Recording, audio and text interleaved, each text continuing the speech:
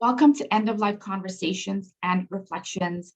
Today, my special guest is Dr. Simon Sutcliffe.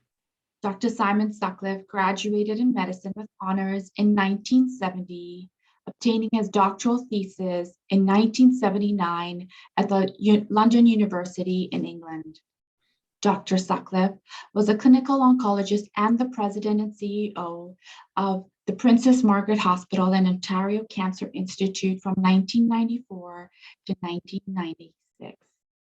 And after moving to BC, he was the president and CEO of BC Cancer from 2000 to 2009. Dr. Sutcliffe is also an adjunct clinical professor at UBC and an associate scientist at the BC Cancer. He was awarded the Queen Elizabeth 50th Jubilee Gold Medal in 2003, the Terry Fox Award of the BC Medical Association in 2009, and the Life Sciences BC Dr. Don Ricks Award in 2015. Dr. Sutcliffe holds many board appointments, has made many contributions in the medical field, and of his numerous contributions, I want to highlight a twoworldscancer collaboration today. In 2010, Dr. Simon Sutcliffe created twoworldscancer Collaboration Foundation, a registered charity with a group of healthcare professionals who are all volunteers. The goal of Two Worlds is to help reduce the disparity and burden of cancer and other life-limiting illnesses in lesser resourced countries. For example, in regions of South Asia, 80% of young people diagnosed with cancer will die. In comparison, in higher resource countries like Canada, 80% will survive. This is a huge gap. Two Worlds' mission is to help bridge the gap between these two worlds. There is an urgent humanitarian need for palliative care in lesser resource countries. And the mission of Two Worlds Cancer Collaboration is, as I said, to bridge the gap with compassion, with collaboration, and with partnership. In his personal time, Simon enjoys people, travel, music, global cuisine, and particularly values imagination in all endeavors. It's a true honor to have Dr. Simon Sutcliffe with us here today to talk about his perspectives and his experiences. Welcome, Simon. Thank you very much, Sarah. Pleasure to be with you. Yeah, thank you, Simon, for taking this time out of your busy schedule to discuss a topic that most people are not comfortable discussing. And since we talked a little bit about Two Worlds, I wanted to talk about, the disparities in how people die in the world. And where you live determines how you will die. And why is that? What is your perspective around that? And as I mentioned, that statistic is quite harsh, like 80% of kids will die. And if there isn't palliative care, what is that experience like? And what is Two Worlds doing to change that? So Zara, when we speak of India, South Asia, and we live in Canada, we can sort of appreciate there are differences, but they're not meaningful. We're not really understanding what those disparities actually are. And I think when we adopted the Two Worlds name, what we're really reflecting there is it really does matter where you live, and it really does matter who your parents are as to what happens to you in life. And bearing in mind that you don't get to choose either of those things, one has to recognize there may be we who are the privileged and we who sort of appreciate the poignancy of that lesson should be doing something to bridge that gap. Clearly, we can't create the circumstances of South Asia based upon what we would like to see in Canada, what we expect to see in Canada. But the fact is, healthcare outcomes in South Asia would probably reflect what was going on in Canada 75 years ago. So does South Asia actually have to wait 75 years now to get to what we expect as the norm of health, life, living and dying, etc.? Or can we say, no, you don't have to reinvent the wheel here, and you don't have to wait 75 years. We do know what is important, and we can share it with you. And indeed, much of what we share can be adopted by you without radical reforms, changes, or revolutions, or any major changes. And so the basis of Two Worlds is really to say, how can we take the best of what we have and share it with you, such that your ambitions and your expectations in healthcare can approximate to what we accept as the norm today. So having been to India myself, as you know, as part of Two Worlds, I have this experience, this moment that I experienced this woman in agony, you know, at the Cancer Institute there, MNG Cancer Institute, and she was screaming in agony. And what I learned from that experience and that journey, that trip that I was on, was that there is very limited access to pain medicine. So that woman who was dying with advanced cancer, her experience was quite traumatic even to watch. But there was a sense of helplessness around that, in that there was no, at the time, it was just the beginning of introducing the palliative care, and access to pain medicines was very limited. So when I think about that, it's really difficult. I still think about that woman who was crying in agony, who couldn't get access to pain medicines, and there were no systems in place, and there was no access. And then I think about the palliative care work I do here, where we have access and we have medicines and we have supports in place. And I commend you for the work you're doing with Two Worlds, because I know that picture has changed a fair bit since you started that work. And yeah, do you want to add anything about that? Well, I would just say, Zara, you are part of that work. So you don't need to admire, you just need to reflect. You are part of it as we are. But you know, when you say the person didn't have access to, in our world, access means we just didn't get it. Yeah. But in India, it's the person wasn't aware. They didn't have the level of literacy or education to know what to be done. The health professionals were not there to help with it. She was probably distant and remote from educated health professionals who could have done something. Yeah. Morphine was available, but for various reasons, it isn't just readily associated with relieving pain, even though it costs only pennies, and it's actually grown and developed in India. So the fact that one doesn't have access is really a very compounded issue of why isn't there access? And it's all of those factors that really are lacking in how you care for someone who needs to be cared for. But in fact, the bridges to care, the awareness of care, the professionals for care, etc., are not available and coordinated in a way that you would address that lady's problem, and probably very readily, and make her life considerably better by doing so. Yeah.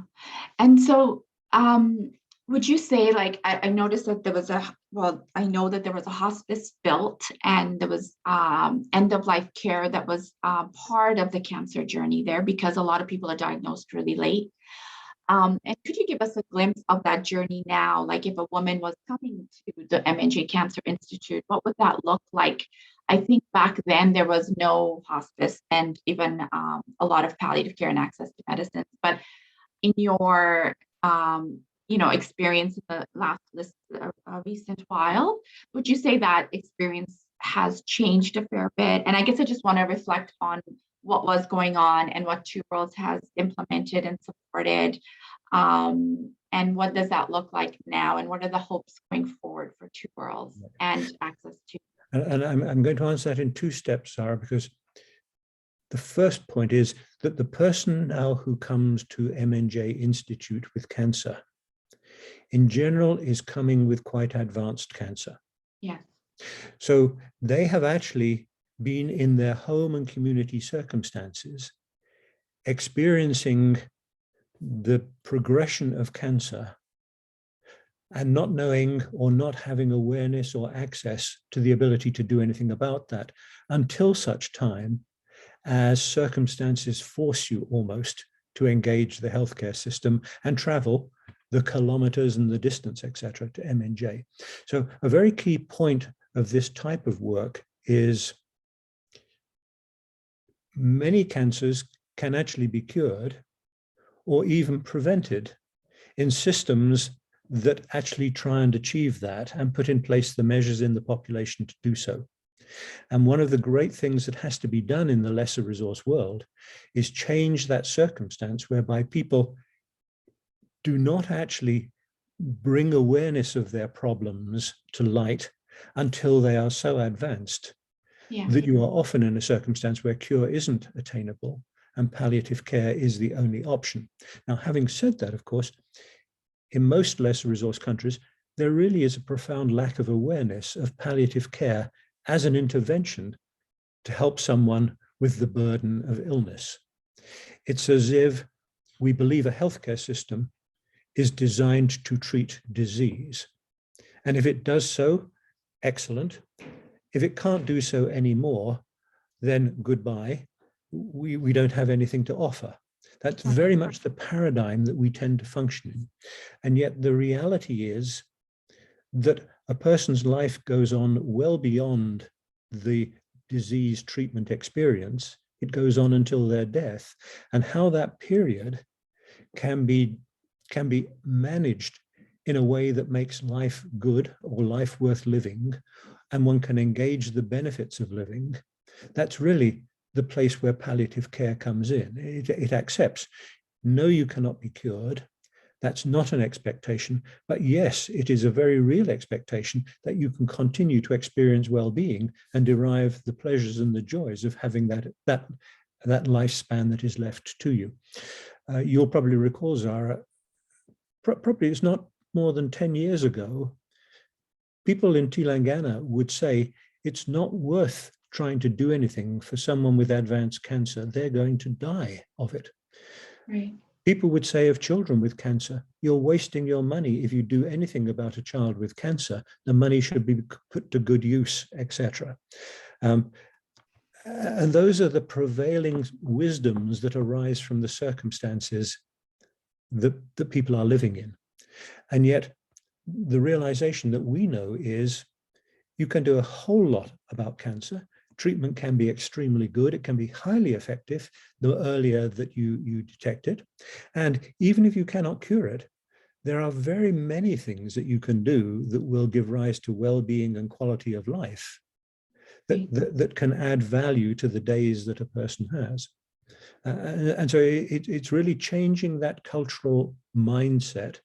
It's changing how people perceive the value of life, even if there is life-limiting disease, and how you create the capacity to help people manage that piece of their life. Now, one of the things you said, Zara, and I'll follow on, 10 years ago, really, there wasn't much palliative care in Hyderabad. Yeah. The leader, Gayatri, had been brought in from another region of India, and the whole focus was create some capability for palliative care in this city.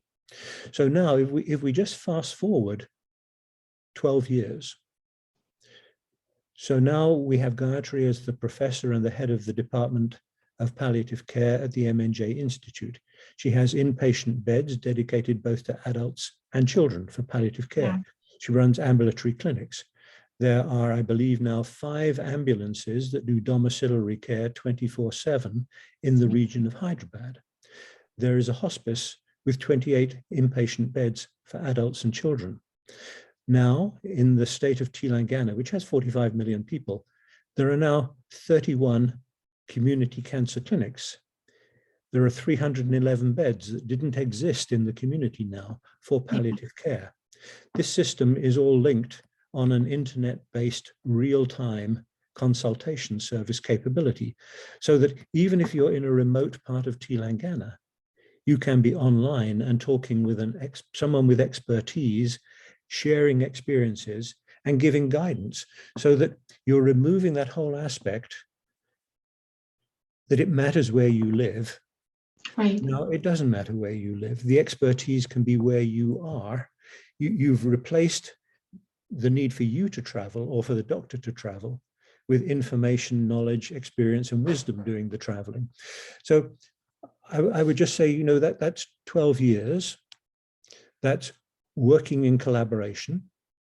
That's recognizing that as Canadians, you can't build a healthcare system in another country and have it run in another country. But what you can do is equip people who want to see that, and that's their ambition in that country. You can equip and help them to do that. And I think what we would say is this has been enabled because there has been real leadership on the ground.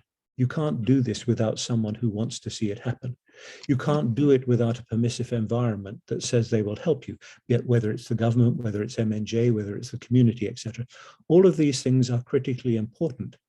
But I think experience would tell us they won't happen unless you actually cause them to happen and enable them to happen. And that's where an organization like Two Worlds can come in. It can give you the experience, the know-how, it can give startup funding, it can mentor, and it can give strategic wisdom and advice as to how to develop the system. And I think India, Hyderabad, and Telangana have been a really good example of how a collaboration between a high resource group and a lesser resource group can bring about what you want to see for the population in that lesser resource setting. Yes. Yeah, I've seen it evolve, Two Worlds, and it's been amazing to see what has been done and the changes from, like you said, 10 years ago. So thank you so much for sharing that, because I couldn't interview you without some of that background about Two Worlds and palliative care, and acknowledging that and sharing that. But now I'd like to focus a little bit on you, if that's okay.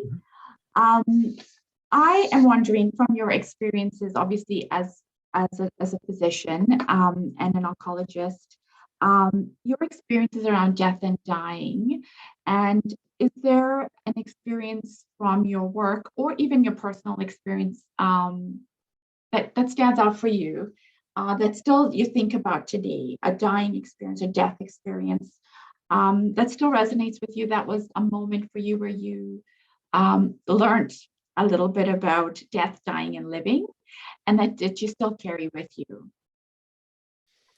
So let me start, Zara, by saying I don't think I was aware that anybody died until I was about 23. Okay. I was not, my circumstances were my grandparents had died much earlier in my life. Okay. And so I really grew up through my teens and going off to university without any experience of death and dying. Yes, it happened, but I was not part of that experience in any meaningful way. And so the first experience of dying was really when my sister died. My sister was 4 years older than I, and she died in South Africa. I hadn't seen her for some years before she died. She died prematurely, clearly. She didn't die of a life-threatening disease in the sense that it was cancer or multiple sclerosis or something of that nature. She died, and I've thought on that over the 50 years that have elapsed since that time, because that was my first experience of someone dying. But in and of itself, it taught me certain things. Number one, yes, there is the grief of losing someone who has been a part of your life, and under different circumstances, you want them to stay continuing to be a part of your life. But the fact is, my sister's death was in circumstances that were difficult for her. And I think what that really shows is, you can say someone shouldn't have died, and you can say, couldn't something be done? Couldn't an intervention be done? Couldn't we reverse that problem? But the fact is, it is the environment and the context in which that person lives that often shapes the circumstances of their living and their dying. In fact, it is the reason around there, living and dying. And so to say, well, could we have changed a death, begs the question, well, could you have changed the context of that person's life? Things happened for reasons. Could you change those reasons? And I think one sort of reflects on that in our own societies. We talk about deaths from addiction and overdose and various things. We see people who are homeless. We know people die on the streets, and we say, well, that's a tragedy, that should be avoided, etc. But the truth of the matter is, the circumstances in which those people find themselves, can we change those? Right. And the answer is, well, yes, we know what those circumstances are, but we can't change them. Even if we could, we can't necessarily make them right for the person who has died. Right. And so I think the learning that came out of that is, yes, there is the grieving of someone dying, but in a way you have to see the death not through your eyes as the tragedy that you feel. You also have to see it through their eyes. And you have to understand the context in which living and dying was the challenge for them. And going one step further, I think one has to realize that we can do things that can make that situation either better or worse. We can make decisions or choices or actions that either make those things more difficult or make them easier. And I think, again, we need to reflect and think about the consequences of our actions and what the implications of those are for other people. Are we making things more difficult? Are we creating circumstances that are more challenging for them, even though we feel we're doing the right thing and it fits in with our particular view of what we should do? And so that was my learning experience of that time, Zara. I was a medical student at the time, and I qualified in medicine perhaps a year or two later. And I was on a ward round, and the consultant at the end of the round said, well, you know, the young man in bed 24, things are not going well. He is going to die. And now, Sutcliffe, I'd like you to go back and tell him he's going to die. So I'd never actually spoken to anybody about death or dying before this experience. And here was this young man in bed number 24. He was probably 25. He had a young wife, 2 small children, acute myeloid leukemia. And yes, he was going to die. And, you know, I sat down beside his bed and I said, you know, things are not going too well, and we should be prepared for these things, and people have to understand what's going to happen, and you are going to die. At which point he was just absolutely aghast. The tears flooded down his face. And he said, I can't die. I'm not ready to die. I don't want to die. I have too much to live for. You're telling me the wrong thing. Wow. And you know, as a sort of a 23-year-old, never having discussed death and dying with anybody, you sort of sit back and you think, this hasn't quite gone as I thought this was supposed to go. Right. So I won't go any further with that, Zara, other than now to say 50 years on from that, and probably somewhere between 8,000 and 10,000 more people that I have looked after, probably 50 to 60% of those people have died during the time I have looked after them. So I now really am sort of immersed in the fact that death is a consequence of having been born and living, and have come to a different sort of appreciation and understanding of what that is about. And I think the real understanding, I think, that becomes important is that often we approach people from the perspective of their disease and what's going to happen with their disease without really contextualizing it to the person. Right. We are so specialized in removing the threat of the disease that all of our thinking that goes into, is it responding? How long is it responding for? Yes. Is it coming back? What are the lab tests? What are the x-rays showing, etc.? Without realizing the person has the disease, not the disease. The cancer doesn't care. It's the person who cares. And I think it's that replacing the experience with caring for the person, Right. rather than being the good physician and treating the disease. Yeah. As a nurse in oncology for over 20 years, I have seen some improvements in oncologists, having those conversations. But I must say that I still see oncologists sending people to the palliative team to find out they're dying because it's really hard for them to have those conversations. They're so treatment focused. And so that still happens. I think it's getting better. And I think that medical students are learning a little bit more about palliative care earlier on and how to have those difficult conversations. But I must say, it still happens where, people are not having, or patients are not finding out that they have a life-limiting illness or that they have a limited time, only to find out when they're really incapable of coming in for treatment. And so those conversations, I think, my wish and my hope would be happen earlier on and often. It's not a one-time, one-stop conversation. Yes.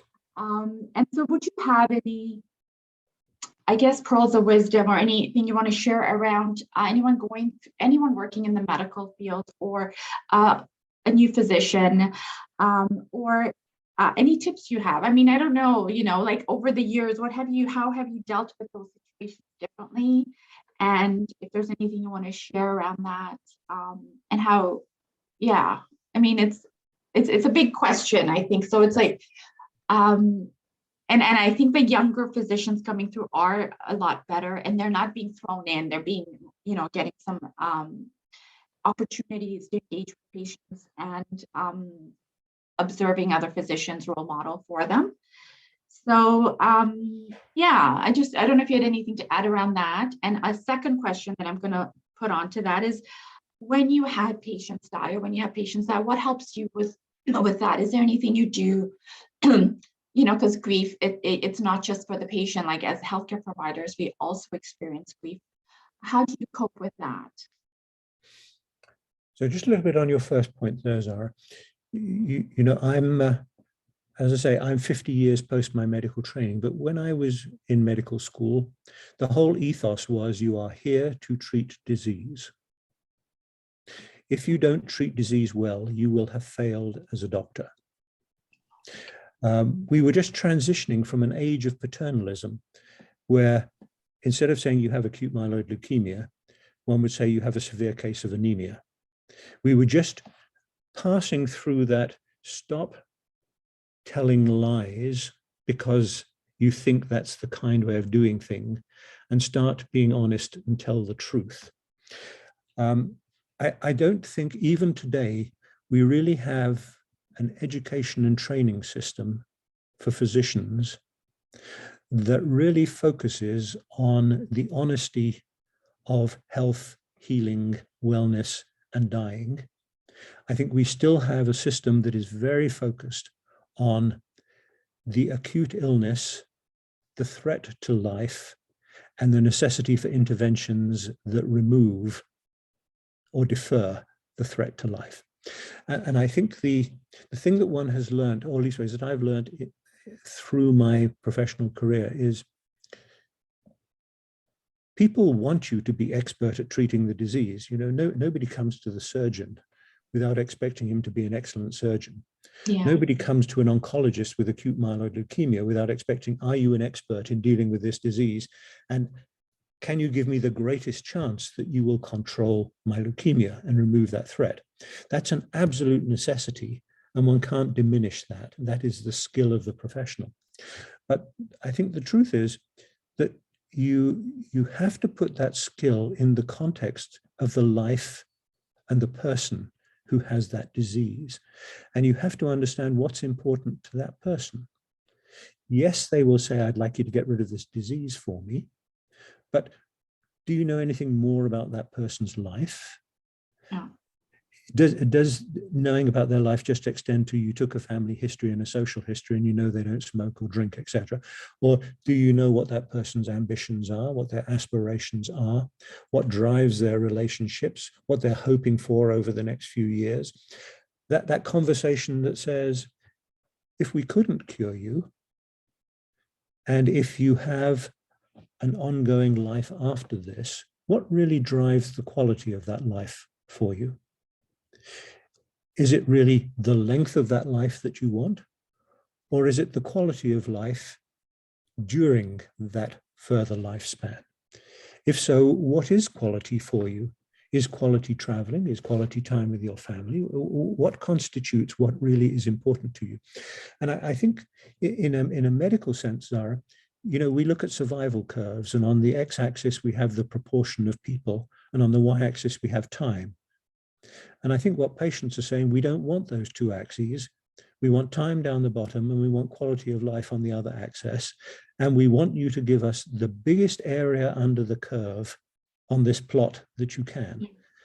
I don't want to sacrifice time because you're unwilling to give me the treatment. I don't want you to give me the treatment if in fact it's removing all the quality of my life. And so it's that balance between how do you intervene, not only for the disease that is threatening the life, but for the life that will continue, irrespective of what you do with the treatment of the disease. Fabulous. And so when you had these experiences with your patients, have you had an experience where where you had to resuscitate someone and they actually died and came back in your medical training, or when you were practicing? Did you ever have that experience where someone died, like would say, I died and I came back? Have you ever had that experience? So I have had that experience, Sarah. Not in the sense that they came back and they told me important things about the before and after experience. Yeah. Or interpreted the quality or any other interpretation. What I think strikes me about all the times when one's brought someone back is you didn't have the conversation beforehand to know whether they really appreciated you bringing them back or not. Because I have very clearly known and have conversations with patients where there is very clear statements. If things happen, that's okay, and you don't have to reverse them. And if you're going to bring me back in circumstances that are not so good, I'd rather not do that. And I don't think that's a function of age or disease. It's a function of the person's wishes and how they put their life into context. I've had patients aged 95 who have said, I want you to treat me as if I were a 35-year-old because continuing my life is so precious. I don't want any corners cut. I don't want any considerations of being old. I just want you to go for the best. But I've also had people in their mid-70s, late 70s, who say, I've had a very rich and good life, etc. I've enjoyed everything I wanted to do. Yes, if I live on, that's terrific. But if you tell me I'm going to be disabled, non-functional, or in any way compromised, no, I don't want that. I've had what is good. And so I think, in a way, I'm trying to answer your question by saying, rather than resuscitate someone and then ask them whether that was the right thing to do, I'm a great believer in trying to work that out before you do it. Yeah. Yeah, and I was having, when I talked to Dr. Holly, she was telling me that when she did resuscitate people, that their experience, if they felt like they had gone somewhere, Yes. hadn't been negative, when they did come back. So I was just wondering if any of your patients had told you, well, that wherever I was in those moments was peaceful. So No, I've heard that, but it's not from a personal testimonial, I'm afraid, Zara. yeah. And I mean, maybe this is something you will want to talk about, but I mean, I am actually not a religious person. I am a humanitarian person, but I'm not a religious person. I don't have a belief really in an afterlife or a spirituality that travels after we are gone. Okay. I have a huge respect for death. I would say premature death, I think one should try and mitigate premature death. Right. Unless there's a very compelling reason why you don't. I think a death that is unexpected or premature, one should try and change that to the degree that one possibly can. Having said that, where death is really a natural part of life at a time when you might normally expect it to occur, I don't think we should medicalize that and say, everybody should be immortal. We should be reversing death wherever we can. I don't think that is a right sort of belief. I think life has its start, and it has its journey, and it has its end, and they are all part of life.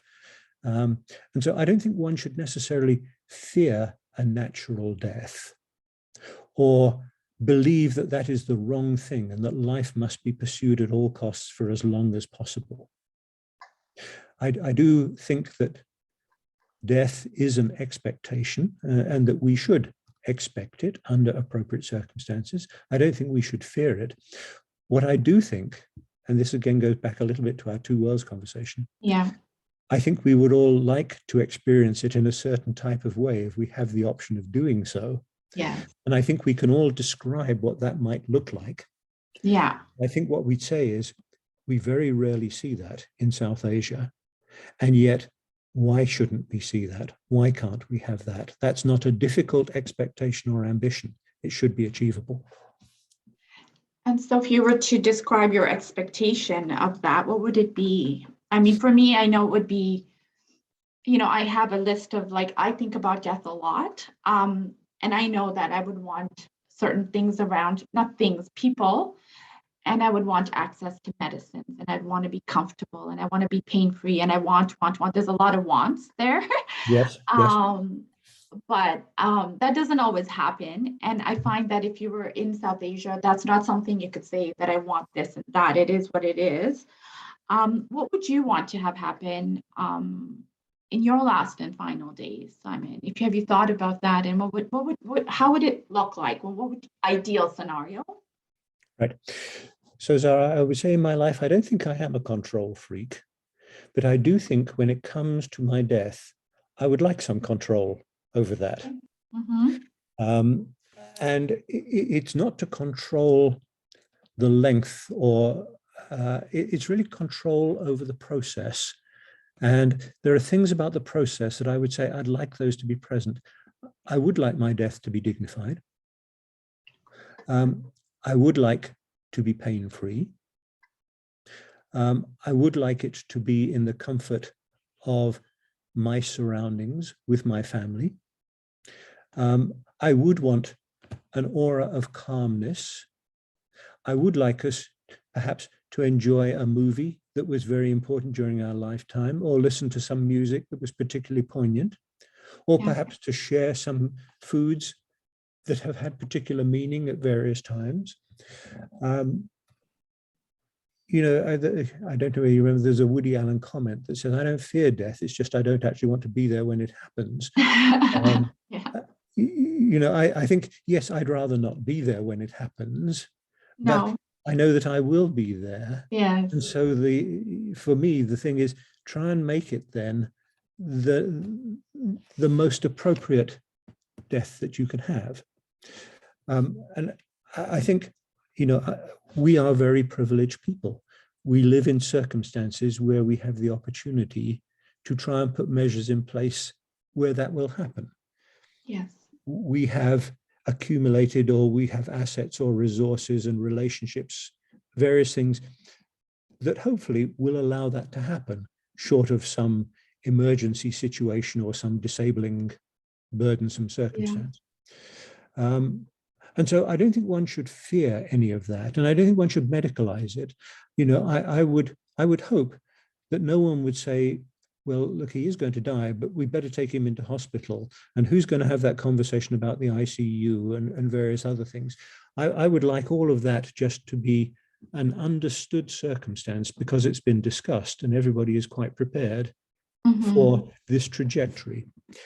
It has always disappointed me when patients of mine have died, or at least are dying, and they're dying at home, and everyone is sitting in fear of death happening. Right. How can we call the doctor? Who can we get in? The volunteer nurse, etc. What if we need this medicine? What if we need that? For me, that's an uncomfortable circumstance. The person who's dying is in a state of heightened trepidation, not only for themselves, but for those around them who are experiencing that circumstance. That, I think, is a poorly managed, a circumstance I would not want to see happen. I would want people to sort of acknowledge, yes, he is going to die. He is dying. He's dying the way he wants to die. He's dying the way he wants to be remembered. He wants us to remember him in certain ways, and we're here to satisfy that circumstance. It's that sort of context. And that's why one feels so concerned about seeing a death in South Asia, that the vast majority of people don't get anywhere close to that circumstance. Yeah.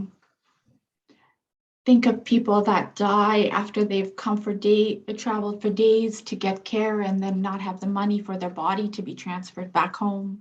That's right. And they've come for treatments that won't cure them, that have no possibility of curing them, but have caused them to sell their land or their property or their animals or what have you, that come with huge expectations that reflect the fact that honest conversations, for whatever reason, really haven't taken place, often die of pain because there is a medical apprehension of using palliative and symptom control medications in the most appropriate manner. And they die with the stigma, the lack of understanding that cancer is not an embarrassing disease, that people can't catch it from you, that your children are not going to disseminate it into their schools and their communities, etc.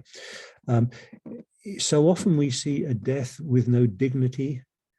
We see no self-esteem. We see no appreciation of the life that is shortly to go.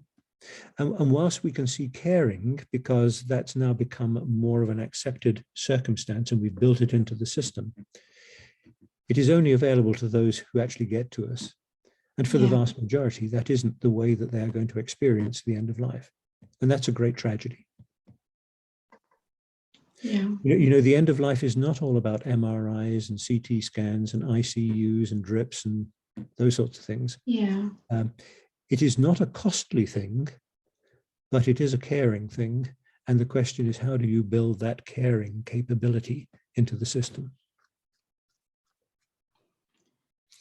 We're so fortunate that we can plan for that and most likely get that. And so what would you say to people out there? Like I always think people only want to think about death and dying sometimes when they're diagnosed with an illness or they are getting older. But I guess I wonder, like, if this is a conversation that people should be having around the table with their teenagers, you know, and having them often and earlier on, as I find we live in a society where we will do anything to avoid those conversations until we have to have them. Yes.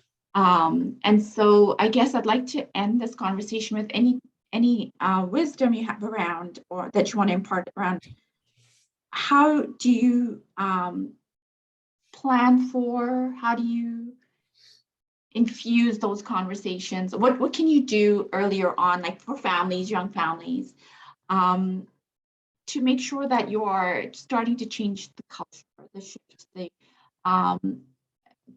or dissipate that fear? Like you said, a lot of people just sit around fear, and when someone's dying and everyone is in fear, then the opportunity to engage and to have that moment and to be present is gone, because people are absolutely not present when they're in fear. They are not there, and missing that moment that just is going to end and is so precious.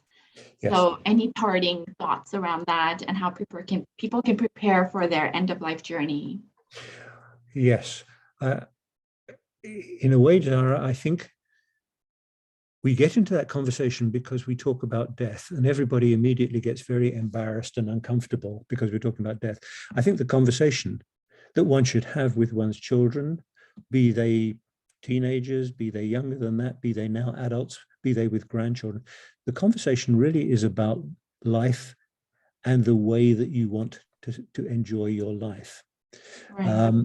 Recognizing, and there's no way that you can change this, that death is actually going to happen at some point in this life, be it soon, be it later.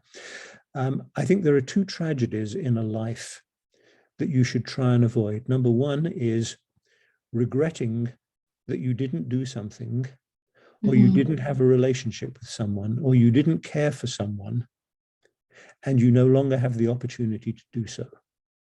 So I think in life, you should really think about that. When I die, I don't get a second chance. I can't repair any of the things I didn't do or the mistakes that I made. So now in life, I should really give some thought to that. What are the things that are really important to me? Whether it's traveling, whether it's family, whether it's grandchildren, whether it's being together, holidays together. I think one should focus on what are these things that we do in our life with people that really bring us joy and will actually be the things that we remember after I'm gone. We don't need to remember my death or the coffin or where the service took place or anything like that. We have to remember what was the life like, not the death like. I think the other thing is one should manage one's life so that it is never a burden to anybody when your life stops. And that's where I think that planning one's life is very important. And I think that can be done in very open conversation. My wife and I have had those conversations with our children. Everybody should have a will. Even if you change it, that's fine. You should have a will. You should have expressed opinions about what you would like to see happen for those who will succeed you.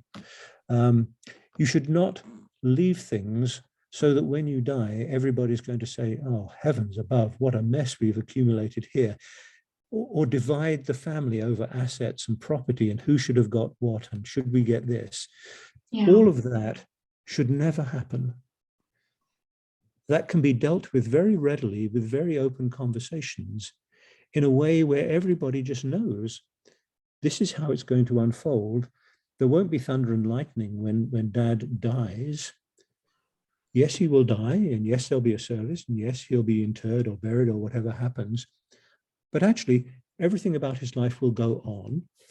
And I think I mentioned to you, I'm not a spiritual person. I don't think there's an afterlife and I'm going to be meeting my parents and people will meet me at some point thereafter. But what I do believe is that your life goes on because they are in the memories of the people who follow you. And I think you really want to give them the best possible memories that you can. I would like to think that people won't look at my publications and they won't look at the places where my CV says I did this and that. I would like to think that my children will say, yeah, he was a good dad. He really helped us do these things, that he shaped what we think is important, that we are, our role in society and the way we think has been shaped because our dad and our mum thought these things were important. And I think it's those memories really that are the legacy that you leave behind. And so I think it's important to leave a good legacy behind and really to deal with that in your life with your family, rather than say, push it off until I die. So beautiful, Simon. I mean, I don't want to add any more to that because that was just, I feel like having known you for so long and all the people around you that ever come in touch with you always feel like so lucky to know you. And I feel so blessed to know you. And I thank you so much for taking the time today.